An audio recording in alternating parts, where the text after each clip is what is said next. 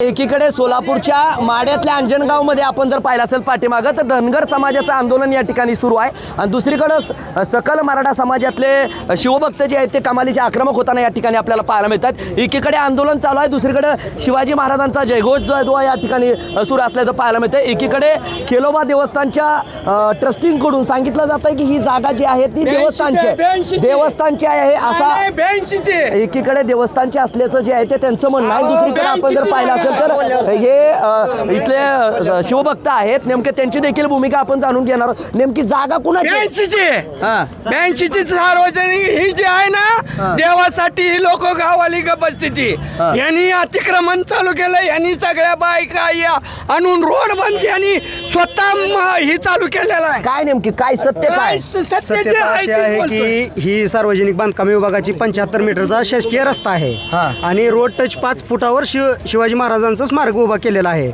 इथं कोणाची खाजगी जागा नाही, ही शासनाची जागा आहे। इथून पुढे 45 फूट आपला ह्याचा रस्ता आहे सार्वजनिक बांधकाम विभागाचा, तर कोणाचे खाजगी मालमत्तेचं नुकसान नाही हे।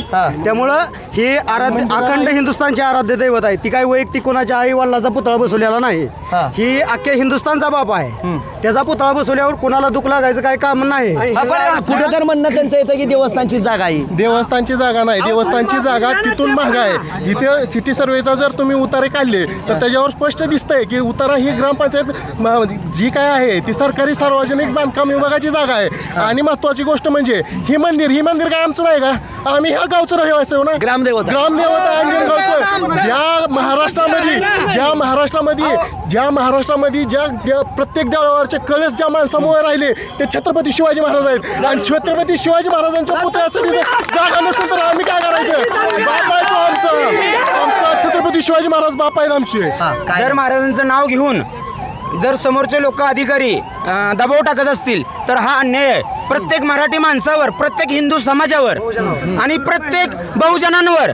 कारण की महाराष्ट्र हा प्रत्येक समाजाचा आहे आणि महाराज हे प्रत्येकाचे आहेत आणि एका धर्माचे नाही। हे आमची कळकळीची विनंती आहे अंजनगाव ग्रामस्थांना की काहीही देवस्थानला अडथळा येत नाही, देवस्थानच्या जागेत काही नाही, तरी गावाची शांतता भंग करू नये। आपण जर पाहिलं असेल तर एकीकडे आपण या ठिकाणी पोहोचलो आहोत आणि एकीकडे धनगर समाज बांधवांचं जे आहे ते एकीकडे आंदोलन सुरू आहे। खऱ्या अर्थानं आपण जर विचार केला तर हे अंजनगाव खेलोबा गाव आहे आणि या ठिकाणी जर पाहिलं तर हे गाव ग्रामदैवत आहे। एकीकडे ग्रामदैवत खेलोबा देवस्थानच्या नजीक असलेल्या जागेमध्ये जे आहे ते शिवरायांचा पुतळा जो तो अश्वारूढ पुतळा या ठिकाणी बसवल्याचं चित्र एकंदरीत पाहायला मिळतं। मात्र एकीकडे धनगर समाज बांधव जे आहे ते आक्षेप घेताना पाहायला मिळतात की देवस्थानच्या जागेत हा पुतळा बसवला आहे। दुसरीकडे या गावातले जे शिवभक्त आहेत, नागरिक आहेत, काही नागरिक जे म्हणतात की ही BNCची जागा आहे, सार्वजनिक बांधकाम विभागाच्या जागेत हा पुतळा बसवला आहे असं शिवभक्तांचं म्हणणं आहे। आणि दुसरीकडे मात्र धनगर समाज बांधव जे आहे ते म्हणतात की खेलोबा देवस्थानच्या जागेत हा पुतळा बसवला आहे। त्यामुळं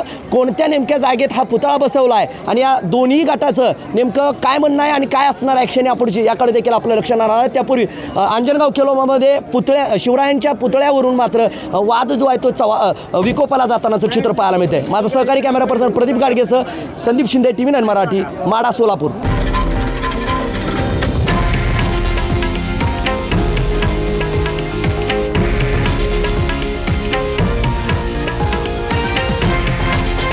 हे आहे देशातील नंबर 1 न्यूज नेटवर्क आणि आपण पाहत आहात TV9 मराठी, एकमेव।